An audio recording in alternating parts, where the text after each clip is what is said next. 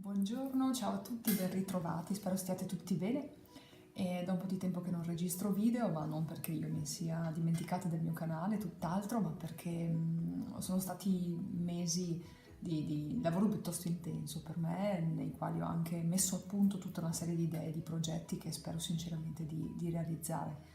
Il motivo per cui oggi registro questo video è l'inaugurazione della mostra su Tintoretto che ci sarà a Venezia da settembre del 2018, da settembre di quest'anno. E io sono molto contenta del fatto che Venezia dedichi di nuovo una mostra a forse quello che è stato il suo più grande pittore,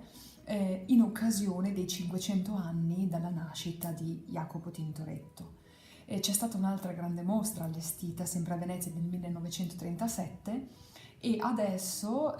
la mostra che aprirà il 7 di settembre e sarà allestita a Palazzo Ducale alle Gallerie dell'Accademia e sarà visibile e visitabile fino al 6 gennaio del 2019, è una mostra che intende essere una sorta di sinergia tra varie realtà, tra varie forze, tra vari studiosi, proprio perché sarà una mostra che si snoderà e si svolgerà in queste due sedi prestigiosissime che già ospitano molte opere di Jacopo Tintoretto. La mostra che vedremo a Palazzo Ducale avrà tutta una serie di opere del pittore molto significative e che riguarderanno la maturità dell'opera pittorica di Jacopo Tintoretto, mentre quella che potremo vedere ed ammirare alle Gallerie dell'Accademia sarà più concentrata e rivolta alla fase giovanile di Jacopo Tintoretto. Quindi potremo avere anche questi due aspetti interessantissimi, tra l'altro dell'excursus pittorico, stilistico e artistico di Tintoretto, che ci permette anche di fare delle comparazioni che io amo particolarmente, cioè un'analisi comparata di opere appartenenti a periodi di vita, di formazione, di educazione, di esperienza diversa di ogni singolo artista. Dopodiché la mostra, dopo che avrà finito il suo percorso a Venezia, sarà spostata a Washington e probabilmente, ma non abbiamo ancora notizie certe, nella città americana riunirà le due mostre, le due parti che invece qui a Venezia vengono tenute, diciamo così, separate, creando una sorta di percorso cittadino. Io sono particolarmente legata a Jacopo Tintoretto perché ho dedicato a lui buona parte dei miei studi universitari e buona parte della mia specializzazione, tra l'altro, per cui diciamo che gioco un po' in casa con lui ed è un pittore che io amo particolarmente perché è un pittore apparentemente molto liscio, no? Un pittore apparentemente non voglio dire tradizionalista, ma abbastanza facile da studiare. In realtà io trovo che Tintoretto sia stato molto più innovativo e moderno e ironico di quello che tanta critica gli ha riconosciuto, quindi sarà anche per me di nuovo un bel momento e un bel banco di prova magari per confermare alcune idee che mi sono fatta su questo grande pittore e magari anche per sondare dei punti di vista nuovi, cosa che è sempre molto stimolante per chi fa ricerca storico-artistica. Perché questa mostra? L'ho detto prima, perché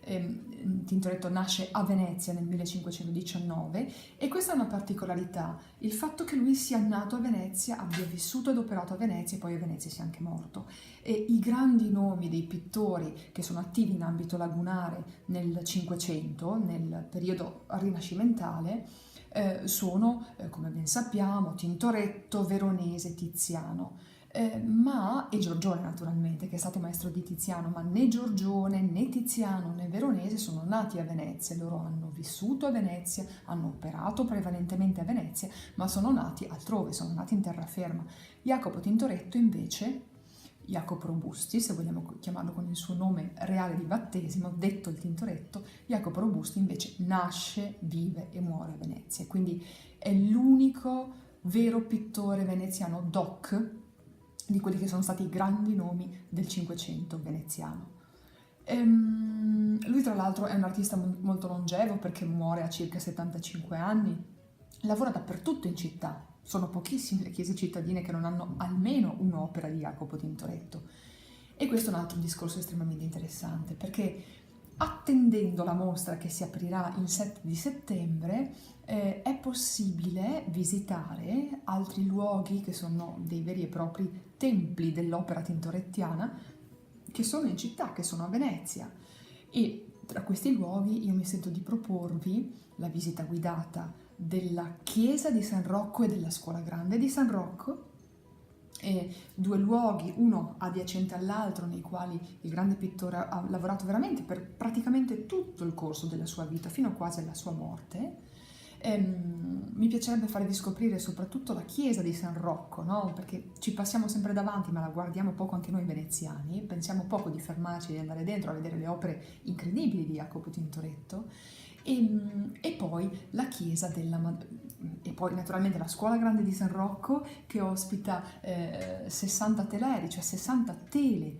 opera di Jacopo Tintoretto, tutte riunite in questo grandissimo e straordinario edificio rinascimentale. E poi, vi dicevo, la chiesa della Madonna dell'Orto, che è stata la sua parrocchia, perché Jacopo Tintoretto abitava molto vicino alla chiesa della Madonna dell'Orto, e nel corso della sua vita anche qui lui ha creato opere pittoriche per questa chiesa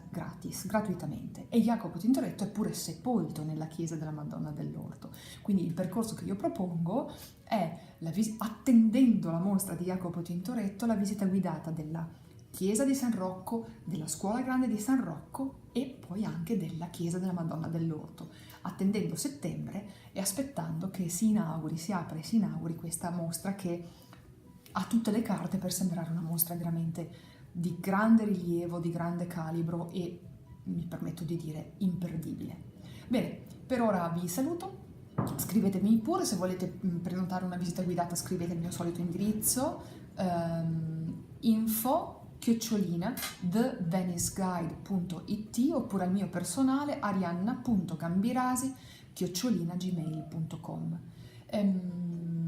Come sempre gradisco moltissimo i vostri commenti, cerco di rispondere a tutti, sapete che se non lo faccio soltanto per mancanza di tempo, ma normalmente mi metto in pari, mi metto in passo. E bene, vi do appuntamento al prossimo video, cercheremo di entrare un pochino dentro l'arte di Jacopo Tintoretto, e per ora vi saluto e vi auguro un bellissimo proseguimento della vostra giornata. Ciao, grazie a tutti!